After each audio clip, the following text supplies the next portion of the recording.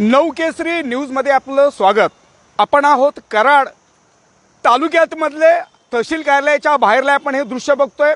माझ्या पाठीमागे जरी आपल्याला संपूर्ण जर मंडळी बघाल तर विश्व इंडियन पार्टीचे सर्व या ठिकाणी पदाधिकारी बापूसाहेब लांडगे, काकासाहेब चव्हाण आणि त्यांचे सर्व या ठिकाणी पदाधिकारी आपल्याला गेले 3 दिवस आहेत, 23 दिवस आहे ते या ठिकाणी आंदोलनाला बसलेत। बेमुदत धरणे आंदोलन आहे मित्रांनो। एखादं ज्यावेळी आंदोलन चालतं ते आंदोलन 4 दिवसांमध्ये शमलं जातं, 10 दिवसांमध्ये शमलं जातं, पण सतत 23 दिवस आहे आंदोलन अविरतपणे कराडच्या तहसील कार्यालयाच्या बाहेर आहे।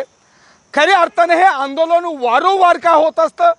सतत विविध मागण्यासाठी संपूर्ण मंडळी कराड शहराच्या योगदानासाठी वारंवार अशा प्रकारचे आंदोलन छेडत असतं, पण तरी देखील मात्र प्रशासन का गांभीर्य घेतलं जात नाही। आणि त्या अनुषंगानं मुंबईवरून आम्ही टीम नवकेसरी टीम आहे ती कराड नगरीमध्ये आलेले बापूसाहेब लांडगेंच्याकडे मी जाणार आहे। बापूसाहेबांचं जे काम आहे ते नेहमी समाज मनाला बिंबणारे काम आहे। समाजातील विविध घटकांच्या बरोबर त्यांचं अतुलनीय नातं आहे आणि कराड शहरामध्ये गुन्हेगारी त्याचबरोबर अवैध धंदे आहे त्याचा ऊत आलेला आहे। आणि त्यामुळे बापूसाहेब लांडगे काय बोलतायत, काकासाहेब चव्हाण काय बोलतायत आपण जाणून घेऊया। बापूसाहेब गेले 23 दिवस आपण सातत्याने या ठिकाणी आंदोलन करताय, वेळोवेळी सातत्यानं अशा आंदोलनाची बेमुदत धरणे आंदोलनाची आपल्याला गरज पडते, प्रशासन दखल घेत नाही। नमस्कार, मी प्रथमतः दैनिक नवकेसरीचे अभिनंदन करतो की आपण मुंबईवरून कराडला आला, म्हणजे याचा अर्थ काय आमचं जे आंदोलन चालू आहे तुम्ही देखील थोडंफार बघितलेलं असेल। तुम्ही आमच्यासाठी का आला हे महत्त्वाचं आहे की आंदोलन कशासाठी चाललेलं आहे आणि तुम्ही आमच्यापाशी आला म्हणून तुमचं खरंच नवकेसरीचा धन्यवाद आम्ही देतो। आमचं आंदोलन आहे की अवैध धंद्याचा उत्माद कराड शहरामध्ये चालू आहे। अवैध धंद्यामुळं काय झालंय, गुन्हेगारी वाढत आहे।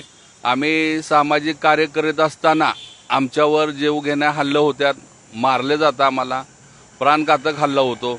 तसेच आपले जे पत्रकार बांधव आहेत त्यांना देखील कोणत्यानं तोडतो आणि जीव मारतो, अशा पत्रकारांना देखील धमक्या दिल्या जातात। याचा अर्थ लोकशाहीच्या संविधानावरचा हा घाला आहे का? 100% संविधानाचा घाला आहे। आता आम्हाला असं वाटतंय की ही लोकशाही धोक्यात आलेली आहे आणि आता जी काय परिस्थिती आपल्या महाराष्ट्रात चालू आहे, सामाजिक कार्यकर्त्यांना आणि पत्रकारांना कामच करू नये असं आम्हाला तर वाटायला लागलंय। बापूसाहेब, पत्रकार हा कुणाच्या दावणीला बांधलेला बैल नाही, पत्रकार हा लोकशाहीचा आधारस्तंभ आहे। तुमच्यासारखे ज्यावेळी सामाजिक कार्यकर्ते ज्यावेळी आंदोलना बसतात त्यावेळी ती दाखवणं गरजेचं आहे। पत्रकारांना धमकावणं, पत्रकारांना अशा प्रकारचं धमकावलं जातं, हे धमकावणं चुकीचं आहे। बापूसाहेब, आपण वारंवार अशा प्रकारचे आंदोलनं करता, लोकांचं मत आहे की आपण बसलं जातात, पण 23 दिवस जो माणूस सातत्यानं बसतो ह्या पाठीमागं काय? आम्ही वारंवार निवेदन देऊन आंदोलन करतो म्हणूनच आम्हाला जीवे मारण्याची धमकी देतात। पत्रकार काय करतो, त्याचा चौथा स्तंभाचा उपयोग वापरतो, फोटो काढतो, व्हिडिओ शूटिंग करतो। कारण पोलीस प्रशासन दारू उत्पादन विभागच सांगतं की आम्हाला पुरावे द्या, कोणत्या ठिकाणी चालू आहे दाखवा आम्हाला, मग आम्ही जातो। म्हणून पत्रकार काय करतो, तिथं फोटो घ्यायला जातो, त्याचं कर्तव्य पत्रकार करतो। सामाजिक कार्यकर्ता काय करतो, त्याची जबाबदारी म्हणून समाजहिताचे काम करत असतो। हे आम्ही आमचं काम करत असताना ह्या पोलीस प्रशासन आणि दारू उत्पादन विभाग मिळून ही संपूर्ण टीम अवैध धंदा करणाऱ्याला पूर्णपणे पाठीशी घालत असल्यामुळेच आमच्यावर असे हल्ले होतात। जर पोलीस प्रशासनाने आणि दारू उत्पादन विभागाने आपलं कर्तव्य जर पार पाडलं तर आम्हाला इथं आंदोलनाला बसायची वेळ येईल का हो? आम्हाला काय कामधंदा आहे का नाही हो?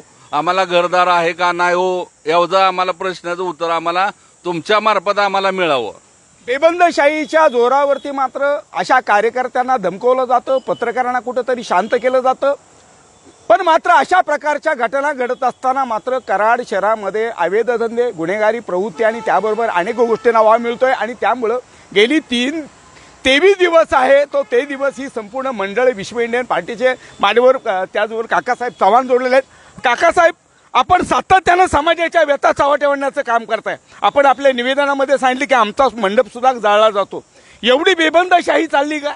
एवढी बेबंदशाही चालली आहे। या मध्यवर्ती ठिकाणी आहे, पंचायत समिती आहे जे मध्यवर्ती ठिकाणी आहे आणि तहसील कार्यालय हाकेच्या अंतरावर DYSP हे या ठिकाणी जर आरोपी घावत नसेल तर कुठला आरोपी घावतो ही माध्यमातनं तुमच्या माध्यमातनं त्यांना विचारावं जाब DYSP वरिष्ठ पोलीस निरीक्षक प्रांतसाहेब तहसीलदार साहेबांना विचारावं ही काय चाललंय. कराड तालुक्यात हे शांततेचं ठिकाण आहे. यशवंतराव चव्हाणाचं पवित्र भूमीचं आहे. कृष्णा कोयना माई या भूमीचं आहे. ह्या भूमीत काय चाललंय ह्या आपल्या माध्यमातून त्यांना जाब विचारावं. कृष्णा आणि कोयनेच्या पवित्र तटावर बसलेली कराड नगरी इतिहासाची नगरी म्हणून या कराड शहराची ओळख आहे. पण ह्याच कराड शहरामध्ये वाढती गुन्हेगारी, अवैध धंदे आणि ह्यामुळे संपूर्ण कराड नगरीला दिलेला विळखा आहे. पण मात्र बेबंदशाहीच्या जोरावरती आंदोलन करणाऱ्या माणसांना धमकवलं जातंय, अनेक लोकांना धमकवलं जातंय. पण मात्र अशा प्रकारचा आरोप आणि प्रत्यारोप होत असताना मात्र कराड नगरीला लागलेली ही घरघर आहे. कराड नगरीचा जो इतिहास आहे तो इतिहास मात्र गुन्हेगारी प्रवृत्तीनं आणि अवैध धंद्यानं कुठंतरी ह्याला गालबोट लागतंय का.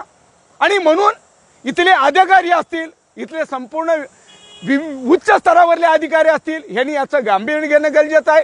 आणि म्हणून बापूसाहेब लांडगे सारखी जी समाजसेवक आहेत, त्याबरोबर आपल्याला काकासाहेब चव्हाण सारखी मंडळी गेले 23 दिवस या ठिकाणी आपल्याला आंदोलन करतायत. आता तरी ह्या आंदोलनकर्त्यांना न्याय मिळेल का. आणि जर न्याय मिळत नसेल तशी आंदोलनानं किंवा संविधानानं आपल्याला जो दिलेला अधिकार आहे त्या अधिकाराची कुठंतरी पायमली होते का हेही बघणं अपेक्षित आहे. त्यामुळं पत्रकारांना धमकावणं, पत्रकारांना कुठल्या प्रकारची वागणूक देणं आणि त्याबरोबर कार्यकर्त्यावरती आरोप करणं हे करत असताना मात्र प्रत्येकानं देण्यात ठेवणं व्यवस्था आहे. आणि म्हणून कराड नगरीला कुठंतरी गालबोट लागतंय का हेही पाहणं अपेक्षित आहे. यावर जिल्हा अधिकारी असतील, पोलीस अधिकारी असतील आणि संपूर्ण जिल्हा इकडे काय लक्ष देतोय ही पाहणं अपेक्षित आहे. Cameraman Tanmay Patil, reporter Sagar Patil, Karad.